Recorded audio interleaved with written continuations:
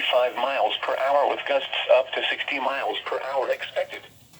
The main impacted area includes portions of central, east central, south central, southeast, southwest, and west central Minnesota.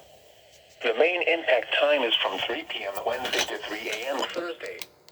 Impacts: damaging winds will blow down trees and power lines. Widespread power outages are expected. A high wind warning has been issued from 3 p.m. Wednesday until 3 a.m. Thursday for the following counties in Minnesota, Dakota, Goodhue, Rice, and Washington.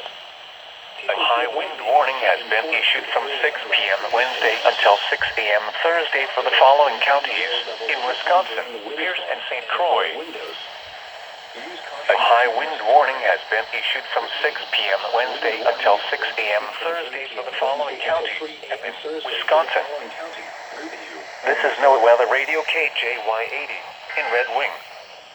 Broadcasting on a frequency of 162.45, winds 20 to 30 miles per hour with gusts up to 60 miles per hour expected.